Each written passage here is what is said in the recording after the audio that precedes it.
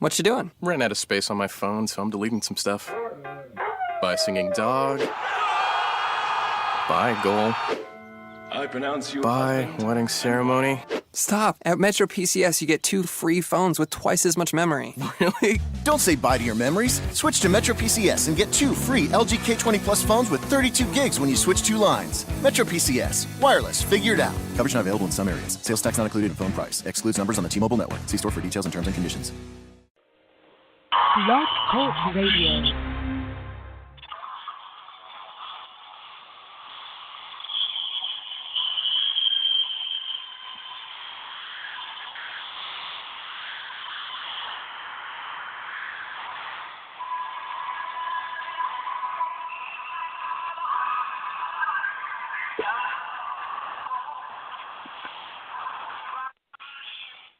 Welcome to another episode of Mom.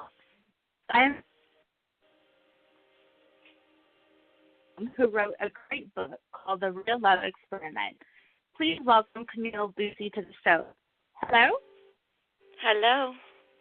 Hi, how are you? Good. How are you? I'm great. Thank you so much for agreeing to this interview. So Yeah, we're thank you gonna for go having ahead. me. Yeah, definitely. So we're going to go ahead and just dive right in. So go ahead Sure. and tell me and the listeners about yourself and your background. Okay. Professionally, you mean, or just my story? Just start with your story and then just a little bit about your background professionally, because you have some interesting things that you do. Yeah. Okay. So my story is a little bit unique. I actually have 3 children, and they all have different fathers. So I'm in a very unique situation. I've been a single parent on and off a few times now, so I sort of know both sides of it. And professionally, I was certified through the Institute of Integrative Nutrition for holistic health coaching. I did their advanced program. I certified in Reiki and Raindrop, which is with essential oils, and I became an ordained holistic minister. I wrote the book, as you mentioned, and I'm also right now in the process of certifying to be a meditation instructor. Wow, that is a lot. And I do like graphic goodness. design, marketing, and, I work from home doing that also. Okay, very cool. Now, how did you get into more the alternative, I guess, lifestyle? How did you find that? Yeah, well, nobody in my family really is very alternative, so I'm not sure how I stumbled on it originally, but I became vegetarian when I was 10 years old, all on my own. My mom said one day I just pushed the dish away and I handed her an article about veal. I don't remember exactly, but so I've been a vegetarian, and then I became vegan when I was in college, so it's probably early 2000s, and I don't know, from there I just always had an inclination towards it and a curiosity for it, and I just sort of dove right into it, and I've been exploring all the different aspects of it. Interesting. Okay. See, unfortunately for myself, I didn't find it until I started my journey with, I've had 25 surgeries in the last 11 years. And wow. Yes, I was actually in a horrible car crash when I was pregnant with my last one. And, oh my gosh. Yes. So I kind of got to that point where, the doctors push a lot of pain medications, and being a nurse myself, I was like, I don't want to live on opiates the rest of my life. Yeah. And so I did start to kind of heal from the inside out, where the diet and acupuncture, essential oils. So I guess in a way, I've heard the term crunchy mama. So I definitely try to balance, being a crunchy mama versus an RN with Western medicine. But I do know, it's definitely something more people need to explore. Yeah, absolutely. So tell me about your book. how did you end up writing that? So I've loved writing since I was little. Since I was old enough to even know how to write, I used to write stories and magazines, and it was always very natural for me. And I grew up in a really traditional old school home. I didn't really have a voice, so to speak, so I would write, and that was my self-expression. So the book came to be, it was in my last relationship. I had just come out of another relationship. I had a daughter with him. It failed, and I kept asking myself, why aren't these relationships working? Is it me? What's going on? I don't understand. And so when I started this new relationship, I really took the time for the first 90 days to dig deep inside, so to question myself. When I would be afraid, I would ask why I'm afraid. When I would get triggered by something, I would try to figure out why I was triggered. I was following the psychology of it, what happens between people when you start relationships. And so through this journaling, I was able to develop really great insights, and so I turned it into a book. Okay, interesting. Yeah, so relationships are real. Go ahead. Go ahead. So relationships are really our greatest teachers, and it's where we can learn the most about ourselves. So it's kind of like holding up a mirror, and everything inside of you is reflected back. So it's really a great place to learn. Now, I understand your background. You have, 3 kids, 3 dads. Mm-hmm. Myself, I have 2 kids, 2 dads. Do you think that journey definitely needs to be done before you could find that special one and hopefully settle down? Do I think it has to be? Do you think, overall, like for women, as you said, you kind of look back like, what's going on? Is it me? Is it, with these 3 men? Do you think other women should kind of do the same kind of retrospect? They always say hindsight is 20/20. Yeah, absolutely. I think that what happens is when we're in relationships, we look to the other person to fill our voids. So, and when our needs aren't getting met, then the relationship starts to crumble on both ends. So really the key is to understand yourself, to know your non-negotiables, to know your fears, and to work through them. If you can love yourself before you're in a relationship and you're whole already, that really sets you up for a much more healthy and fulfilling and long-lasting relationship. Okay, very interesting. So we're going to switch gears a little bit. I know on one of your, titles that you have is Reverend. I know, isn't that usually more biblical, or how did you become that?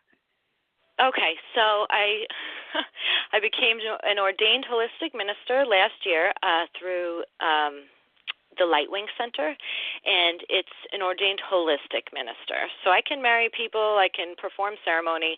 However, one of the great benefits of that is I am able to perform Reiki, I am able to use essential oils, and also I know it's controversial, but I don't vaccinate. So I'm also able to utilize that for that reason. Wow, interesting. Yeah. Yeah, that's definitely a hot topic for the vaccination. I don't know about touching that one, but, I'm definitely, I've seen kind of both sides. I agree with, we've seen so much more with the autism but I've also, like myself, I have a special needs kiddo, and we decided to go with the delayed vaccinations. So we spread it out, and he did okay. But, to each his own, that's their decision and their children. But, on the other side, when they had that huge outbreak of the measles at Disneyland, I was on the floor. Yes, I was on the floor with my kiddo, and I'm racking my brain thinking, oh my gosh, did I give him the vaccination? Like, do I have the vaccination? So, I mean, I definitely see both sides. It's definitely controversial. So, wow. So that's pretty cool for a different title. Have you done any ceremonies? I haven't. For weddings? No. Oh, okay. I haven't. I always thought that would be kind of cool. That's definitely. Okay. Now, talk to me about, what is Reiki? I've never had that. So Reiki is energy healing. It's a Japanese form of relaxation where you're basically channeling the energy in to the person you're performing on, and it relaxes and heals the body. So is it more like an energy type of work, or yes, it's energy how does healing. that work? Yep. Oh, I love that. Very cool. Yeah. So you're basically like you're like an open channel. So you're taking the chi, which is the life force energy, the Reiki, and you're opening up that channel, and the person's body opens to receive it. So in some places they touch you, in other places they just put their hand a few inches above your body. It's very relaxing. It calms down all your systems. Your immune system kicks in, and it's like a full body beneficial treatment. Wow, definitely interesting. Yeah, and I incorporate that in with the raindrop, with the essential oils. Now, what exactly is raindrop? I've never heard of that. Raindrop is used like around 11 or 12 different essential oils, and it goes along like little raindrops. That's why it's called that, along the spine of the body. And the oils are for all the different systems in the body, for the immune system, the muscles, everything. And it's, how do I explain? It's another form of relaxation. It's light-targeted massage. It's called feathering, and you're going along the spine. So you're hitting different points in the body through the spine with just different essential oils like cypress, wintergreen, peppermint, lavender. It's really nice. Very interesting. I've actually never it's really nice. heard of that. And I'm in it's like a light California, massage, so... but you're getting the benefit of the oils at the same time. It detoxes your body. Yeah. Now, is that for all ages? Can you do that for, babies to 100 years old? It's not recommended for children. No, just not children, because the oils are pretty strong. But you do dilute it anyway, because some of them are, some of the menthol oils are a little bit strong. So it's diluted, but it's not recommended for children. Okay. Very interesting. So what are you currently working on right now? Oh, well, I'm in class to certify for meditation, to teach meditation. I think that's been a really powerful tool for me, especially parenting and being so busy. So I'm doing that right now. And I'm also, I don't know if you ever heard of booty yoga. No. What is that? So it's intense cardio meets yoga, and it's all about self-empowerment for women, and I'm taking a class in that in October. So I hope to combine all these things. I've been really busy. My two youngest are small. They're not in school yet, so I've been trying to get everything together and hopefully get a place and offer everything once they get a little older.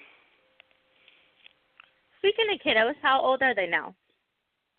My oldest is 8, and then my middle one is 3. They're all girls, and the baby is going to be 2 in November. Oh, wow. You definitely do have your hands full. Wow. Yeah. I'm surprised you have time for any of this. I know. Wow. I try. I try to practice yoga and do my classwork if I can at night after I put them to sleep, but, it's a lot. Yeah, definitely. So, being a single mom 3 times over, do you feel like we're judged because of that decision? Oh, absolutely. Yeah, definitely. You have to take it where it comes from, but I do feel there's a lot of judgment around it. especially in my situation, with different fathers. Which but is, I think I totally understand, yeah. Yeah.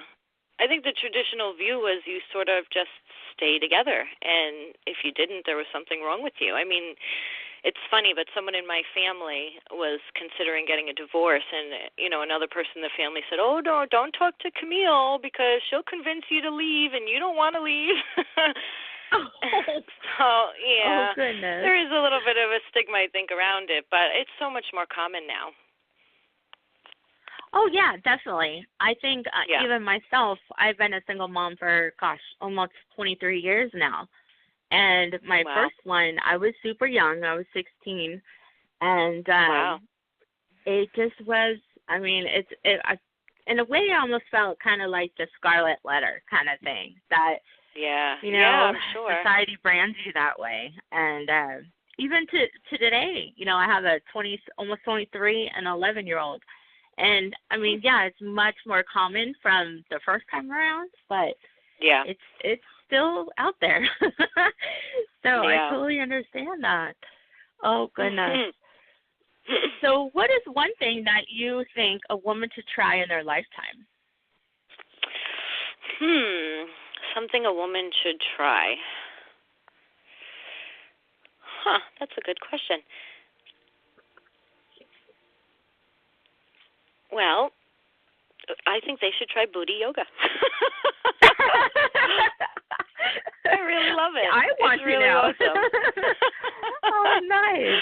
Okay. It is. It's so, it's all about self-acceptance, acceptance of your body, and feeling good where you're at. And I think that's a really powerful message. And it's, it's challenging, but it's a lot of fun. You sweat, and it's a good time. Nice. Okay. So what is your favorite motivational quote? My favorite motivational quote, there's so many. I really like mine. I'm just going to go with that one because I'm looking at it on my wall, and it's, in life and love, there are no impossibilities. And I really like that. Oh, I love that. That is so cool. Yeah. I like that. So what advice would you give to your younger self? Oh, my gosh. So much, but I think the most important thing I would say is not to judge myself so much, not to live in fear so much, to really love and accept who I am, because I think a lot of the wrong choices that I made were from a place of insecurity and low self-esteem. Yeah, definitely. It's, as I said, it's interesting how, hindsight is 20/20, but in a way we have to go through that to learn. So yeah, absolutely. Definitely. So where do you see yourself in 5 years? In 5 years, I would love to be doing this work all full time and have it all gel together. I would really, my only goal is to have a safe, supportive, loving home for my kids and to help them on their journey and to be able to help and inspire other people to feel good about themselves, to accept where they're at, and to find joy in their lives. Okay. Now, how would you advise a single mom that is struggling with, I guess body positivity and just kind of at that point, I don't know if you've ever been there when you're a single mom and kind of freshly out of the gate and overwhelmed and I mean those days where you can hardly brush your hair and be able to get out the door kind of thing. What would your advice be?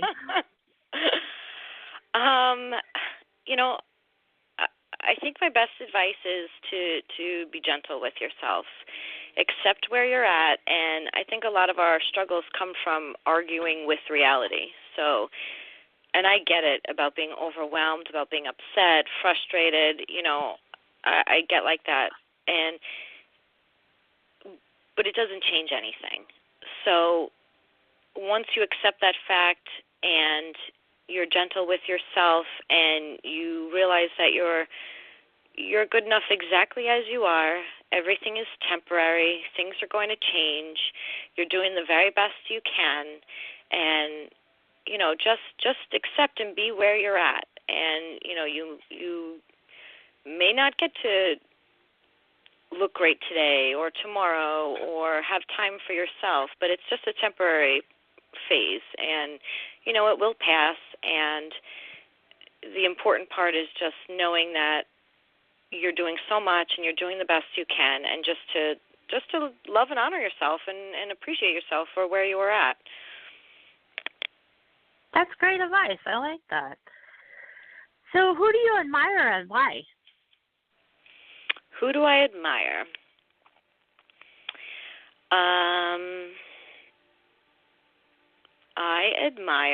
I loved Louise Hay. I was really sad to hear that she passed. I think she was a really great role model and woman, and, really uplifting. I admire, there's so many. I really love Byron Katie. I don't know if you've ever heard of her. No. Is she a writer? She is. She's a writer and speaker. She has YouTubes you can watch. She's awesome. And she came from this life where she was this very unhappy woman, regular family life. She worked. She was a realtor, miserable. She drank. And then one day she just had this epiphany when she was in treatment, and she turned her whole life around. And the people in her neighborhood called her the woman that was lit up. And so she started speaking and writing books, and basically it teaches you to own your choices, you own your thoughts, and she teaches you ways to turn them around, to empower yourself and to extend compassion and understanding, and to basically get out of the negativity and to really find happiness. She's really great. Huh. I'll have to do some homework on her. I've actually never heard of her. Yeah, she's really awesome. Very cool. So what are 3 qualities that you think got you to where you are today? Definitely determination. I'm very stubborn and determined, Capricorn. I think that another quality would be I'm very, what's the word I would use for it? I'm very sensitive, so I'm very sensitive to other people's energy. I'm very sensitive to the environment, to what's going on. I'm very in tune with things, so I think that's really, it's been a blessing and a curse, but it definitely got me where I am today. And I think another quality would be that resilience, probably. Okay, well that's great. Yeah. 3 qualities that definitely, as women we should grow on and, expand. Those are great. Interesting. So what is the best thing about being a writer?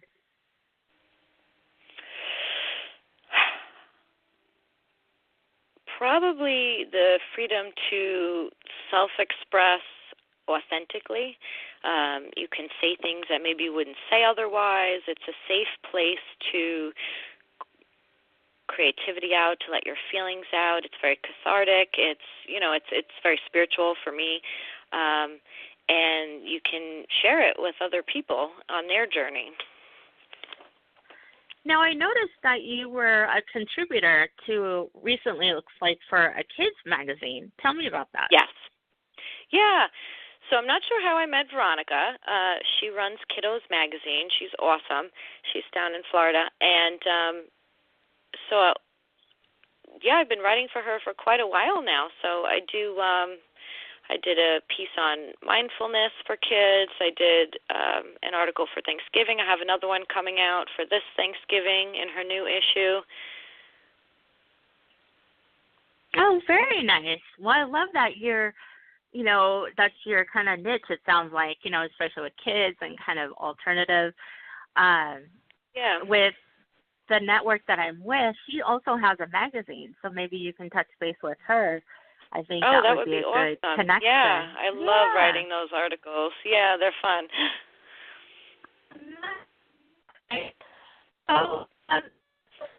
You've done recently. Oop, you cut out. What is something nice that you've done for yourself lately? Something I've done for myself? Lately, Oh, yeah. boy. What I've been doing for myself lately is, as I mentioned before, when I get them to bed and they're all asleep, I have been doing yoga on YouTube in my living room. And, it's definitely been helpful. Well, I mean, I definitely advocate for me time, especially as single moms. We need to have something that's for us, and I think sometimes we kind of lose ourselves and balancing kids and life, and we have I just started to do it, and it was hard because it's late, it was a long day, I'm tired, but I felt like it was really important to commit to giving myself that time. Okay, very nice. So, do you have a bucket list? I guess. Yeah, I guess I have some things I really want to do. Would you like to share what's on your bucket list? Sure. So I definitely want to see the Northern Lights. My bucket list items are a little bit strange. Probably they're a little bit different, but I want a horse at some point in my life. Have to have a horse.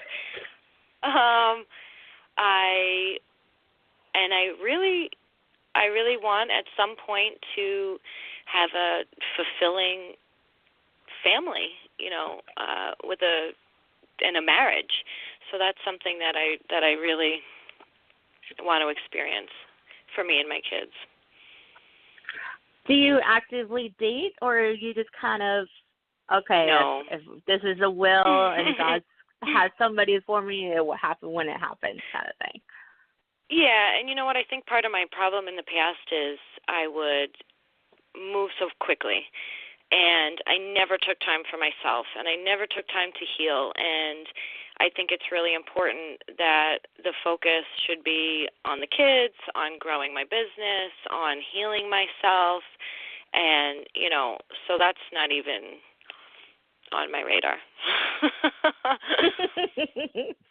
I totally understand. As I said, I've been a single mom for a long time, and I just got back in the dating scene probably not even a year ago, and oh my gosh, scary. Really? Is it? Yeah. How is that? Well, I mean, I'm almost 40. I'll be 40 in February, and oh my! I mean, it feels like it's high school again with 40-year-old bodies here.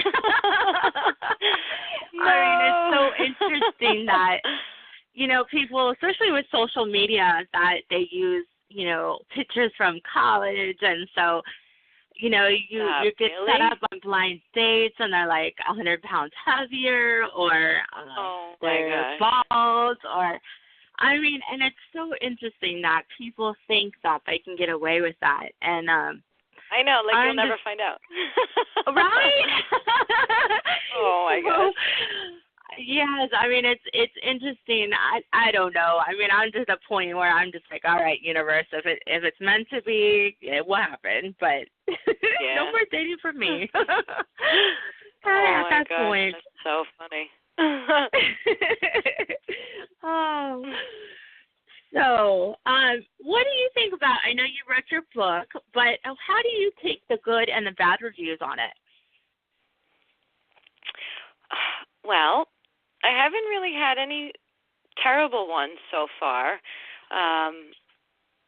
The good reviews, they make me happy, but when it's people that I've spoken with or I know, I always question whether they're just saying it. But it makes me feel good. I saw a couple reviews from people that I have no idea who they are, and they said it was really helpful. There was a woman that said that her and her partner would sit in the morning and do the exercises together, so that was really nice. It just makes me feel like all the things I've gone through weren't in vain, and if I'm able to help just a couple people, that's worth it to me. Okay, interesting. Now, regarding the book, if any of the listeners would like, how do they find the book? Well, if they go to my main website, that's probably just the easiest way, CamilleLucy.com. There's a picture of it, and if you click on it, it'll take you over to get it or to read about it. Okay, interesting. Yeah. Now, if you could travel to any fictional book world, where would you go and what would you do there? Huh. Well, my oldest daughter and I always joke that if we can go to where the Lorax was, that we would go there and hang out. Have you ever seen it? Yes. Oh, my gosh. That would be cool, actually. And they smell like butterfly milk, and they feel like silk. So we always joke that we would go there and hang out. I love that. That's so cool. So what is the craziest thing you've ever done for love? For love? Yes. Huh. The craziest thing I've ever done. I don't even know. Huh. I haven't done too many crazy things, but, well, go ahead. Okay. Well, I was going to say, I will give you an example. Like my ex-fiancé, he was a race car driver. So after my car crash, he taught me how to drive. And going 120 miles an hour, it's kind of scary after a car crash. Oh, my gosh. But I was so in love with this guy. But, I mean, he did teach me a lot of defensive driving. So I really thank him for that. But I would say that's my craziest. Yeah, no, I've definitely done nothing like that. I don't know. I really don't. I don't think I've really done anything like that. Okay. Oh, so where do all your ideas come from for the book, for the contributor? How do you draw on those ideas? The book just came to me. It was just these feelings and these knowings and these insights. It was almost like they were being funneled down, like I was taking them from someplace, because I really have no idea where they actually came from. And they've been validated all over the place, which is always really nice when I read like a famous author wrote the same exact thing as I did. But, you know, they just came to me when I was either walking, the book, a lot of it came when I was walking my daughter in the complex I lived at, so it was when I was outside in nature, and they would just come to me. As far as the articles I write, I think of relevant topics that I would want my kids to listen to me about, because, they don't listen to me. So, I try to think of messages that I would want to share, things that I'd want to experience with them, things I would want them to know. And sometimes she'll give me a little bit of direction, like for Thanksgiving, have it be something about the message of Thanksgiving. But a lot of times I find that I write about things that are relevant for me at the time. So, for example, the article I'm writing for her for the upcoming issue is about forgiveness, and the topic of forgiveness was coming up left and right for me. I was reading it, I was seeing it, I was hearing people say it, so I chose to write it about that. Huh. So for you, how do you forgive somebody? Well, like I wrote in the article, which if you read it when it comes out, forgiveness is really an act of self-love. So we do it for ourselves. And, there's that quote that being angry is like drinking poison expecting the other person to die. That's a really famous quote, and it's true. So when we're harboring all of this negativity and resentment and anger, it's actually hurting ourselves. So, forgiving someone doesn't mean that you're condoning what they did. You don't have to forget about it. But you are extending forgiveness and freeing yourself from that burden that you're carrying around. And you realize that at every point in time, everyone's doing the best they can. So, there's another quote that I really love, and it's every act is either an act of love or for love. So people are just seeking love, and they're doing the best they can, and nothing's really personal. We take it personal because we think it's directed at us, but everything is really about the inner state of the person we're dealing with, and the same is true for us. I like that. I mean, myself, Yeah. I don't know if I've really, I guess, worked on forgiveness, but I'm a big believer of karma. So Yeah. I kind of give it out to the universe and like, all right, well, karma's going to get you regardless. So that's how I forgive. Yeah. And I'm still working on it. It's a work in progress, but, you know. It is. Everything is a process. Yes, definitely. Oh, goodness. So besides yoga, what else do you do to relax? Well, I started meditation, like I mentioned. I'm in class to get certified to instruct. Meditation is huge for relaxation and stress release. And the two combined really made a huge difference for me because I would, get so panicked over all the stuff I have to do. How am I going to get this done? I'm juggling the kids. I'm juggling 3 different schedules. I'm trying to work when they're not here. And, I would have points in the month where I would just go crazy. And those were 2 things that really, really helped. Okay. So do you have any tips on how to get through that dreaded writer's block? Through writer's block? Yes. Yeah. So anytime you try to force anything, it's just not going to happen. And anytime you have a block, it means that you have resistance. So, you can use meditation even for that. So as soon as you quiet your mind, as soon as you calm yourself, it can be through anything you enjoy doing that relaxes you. It could be watching TV. It could be going for a walk. It could be running. It could be meditation, yoga. Whatever makes you relaxed and takes you away from your own thoughts that are driving you crazy, that really helps alleviate writer's block. Okay, very interesting. So where does your brain come from, the Live Full Today? Where did the name come from? Yes. So I had this idea a really long time ago. It has to be well over a decade now, to write a book, and I wanted it to have all the letters of the alphabet, and each letter would be a word, and then there would be a chapter on it, and there were all ways to live full today. So I just took that because I never wrote the book and ran with it. Okay.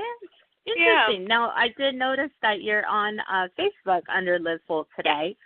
Is there anywhere else that you have that? Yes, on Instagram I have it, but I don't think it's Live Full Today. I think it's under, I have to check. I'm not sure, but I post much more on Instagram than on the Facebook page. I can get it for you quick. It is, so I set it up before that. Okay, so my Instagram, do you know how to find it, actually? I don't even know how to find it. I'm still learning. Wait, my 11-year-old is teaching me this. Yeah. Oh, here it is. It's right up top, at the top of the screen. Okay, so it's Camille_Lucy_26. Okay, very cool. Yeah, and I post most of my stuff on there. Inspirational quotes. Yeah, with pictures. Very cool. Yeah, I'll have to check that out later. Yeah. Oh, goodness. So, I know the kids are, there's still a couple of are little. So how do you carve out the time to write during the day? So my writing comes in random notes and thoughts that I have, and what I do is I would plug them into my phone in a document, and they're just literally little snippets of things that come to me here and there, and when I wrote this book, what I did was at the end, I took this whole big journal of the 90 days, and on the weekends, like for an hour on a weekend, on a Sunday or something, when I didn't have anything else to do, well, I would really prioritize it, but I would sit and make it into cohesive chapters and sentences. But it's really, it really all came to me in little jumbled notes and little snippets here and there, and then I just put them together. So it's not really, I didn't really sit down and do the bulk of the work, and I didn't really have to carve out time in that way because I was plugging it into my everyday life. Okay, there you go. That, it sounds like kind of a, let me get that before I forget it, and then when you go back, you can kind of expand on it. If I don't write it down, it leaves. It never comes back. Oh, goodness. So speaking about books, what is on your nightstand right now? Right now I am reading two different books. I'm reading Louise Hay's Mirror Work book, and I'm reading Byron Katie's book. It's called I Need Your Love, Is That True? Interesting. Yeah. I'll have to look those ones up. I like that. So good. It really is. So which famous person, living or died, would you like to meet and why?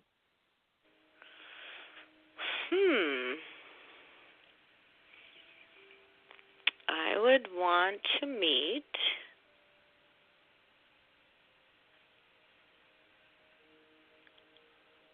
This is a good question.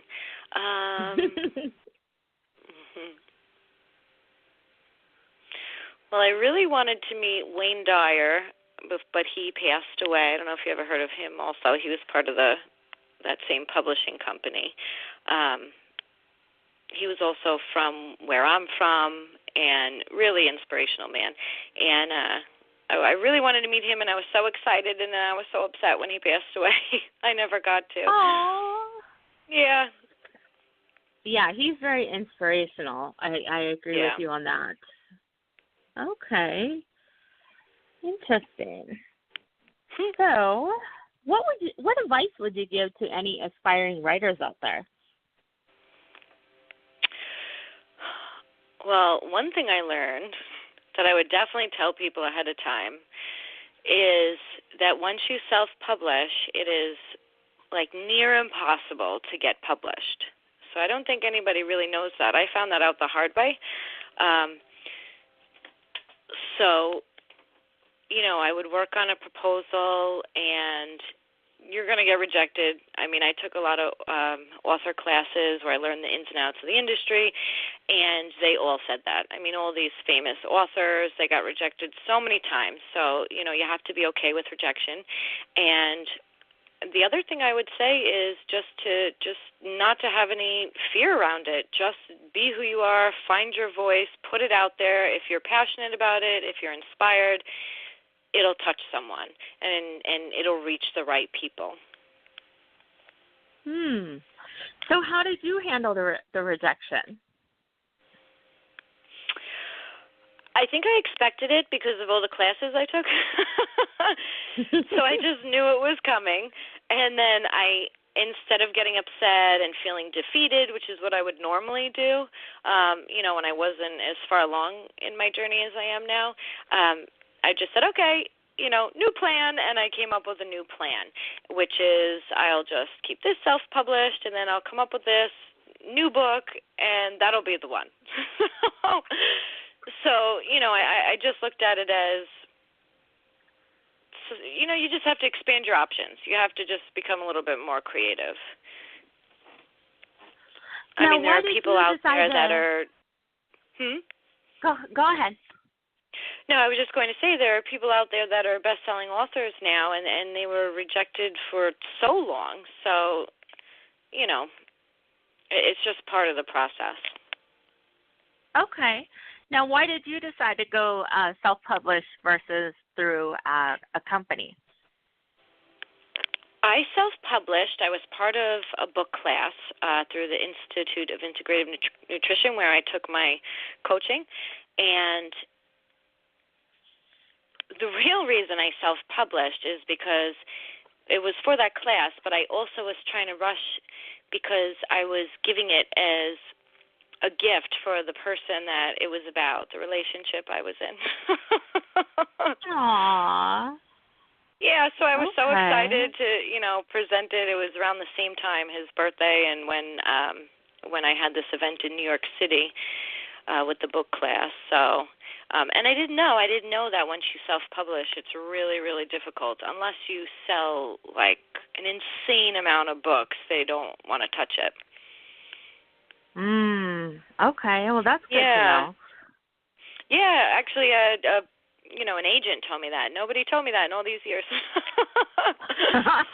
So, definitely something to be aware of for any writers. Yeah. But here's the other thing. For fiction writers, you actually have to have a book completed in order to even send it to an agent or to a publishing house. Not published, but it has to be finished. Any other book does not have to be finished. Huh. Interesting. I did not know that. Yeah. Yeah, you just send an outline. But fiction has to be fully done. Okay. Now, if you could live anywhere abroad, where would it be? Abroad? I would live... Well, in the winter, I'll tell you somewhere in the Caribbean, but with everything going on there, I don't want to go there. Not right now. So, Yeah. I probably would. I don't know about live because I've never been, but I think I would like to go to Italy. Oh, very nice. Yeah, I haven't been there yet, but that would be amazing, I think. Yeah, I really like the mountains, though. So any place that has mountains, I think I would be happy in. Okay. Now, if you weren't a writer, what would you be? Oh, boy. I don't know. That's like saying if I wasn't born who I am, I would...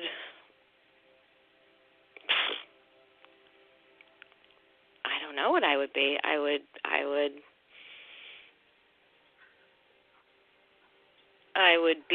Would I want to be, or what would I be? Well, I mean, how life kind of takes you on one path, and it may kind of get you on a different one. Like myself, I've always wanted to be a doctor, but then I got pregnant super young, so that kind of took me on a different path where I decided I actually wanted to be a paramedic because I loved all kind of the get in there, get dirty kind of thing. And so, well, what they forget to tell you in school is to be a paramedic, you have to be also a firefighter. And I'm definitely afraid of fire. Oh, my gosh. My first day, so my first day out, I poor guy hit a gas truck, and that was it. So I was like, nope, this is not what I want to do. So I went back, and I went to nursing school. I've always known I wanted to be in the medical field because I love helping people. And it's interesting how it turned around where I became the patient after my car accident. So I think in a way that actually made me a better nurse because I can empathize and have that empathy for my patients that, nobody wants to be stuck in a bed. So I mean, if I wasn't a nurse, I think, I don't know. I mean, because it's different. It's kind of funny how, as I said, I'm almost 40, and I started kind of dabbling in other things. So I've been on TV, I've done movies, things like that, and I'm like, really? Maybe this is where I should have been. Yes. Oh, my God, that's awesome. Yeah. So it's interesting that, I feel like, that you kind of have to figure out what, I kind of joke with everybody. It says, figure out what you want to be when you grow up. And, I don't think you ever really grow up. You know, no, and it always so many changes, different things. And it evolves with you. Yes, definitely. Oh, so what type of music do you normally listen to? I listen to all the popular music, you know, whatever's on the local stations. I really like mostly everything. I don't really like hard music. And when I'm working, I listen to solfeggio. Did you ever hear solfeggio? No, what type is that? So solfeggio is they're frequencies, and they're healing frequencies that supposedly reconstruct your DNA. So when I'm working, I listen to that. But when I'm in the car on the radio, I listen to whatever is popular at the time. I really like most music. Yeah, I love music. Okay, I'll have to listen to that. Yeah. Yeah. Yeah, I'm the same way. I like all different types except country. I'm not a big country person. Where my first job, I actually worked on the Marine Corps base, and it was all the Southern boys playing the country music 24/7, and I was like, nope, I don't want to. This is not my thing. So other than that, I'm totally open. Yeah, me too. Oh goodness. Oh, very cool. So, what's one song that always makes you cry? One song that makes me cry.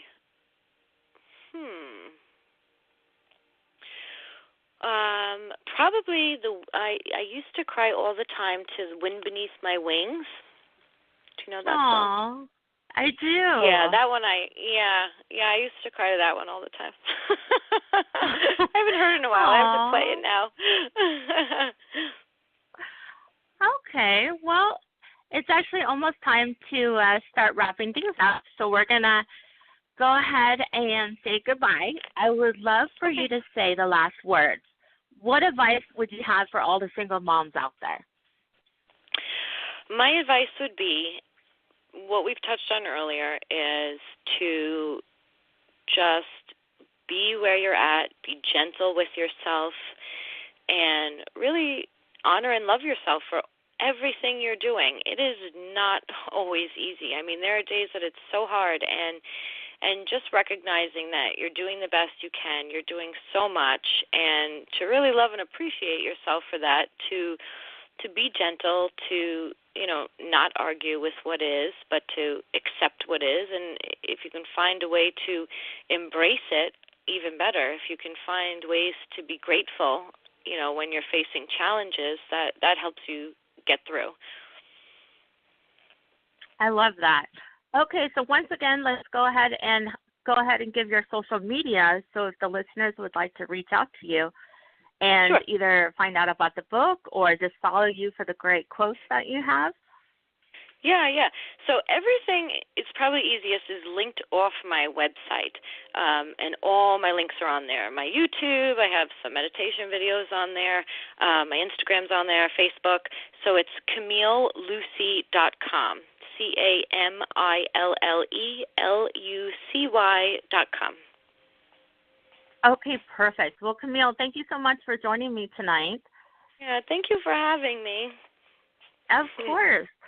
Well, I would like to thank all our sponsors, listeners, and, of course, our network family. Make sure you stay connected to Sage Network by liking, following, hearting, and all the social media at Sage Mentoring. And until next week, hug your babies. They grow too fast. Own your choice. And in love and light, good night. Bye.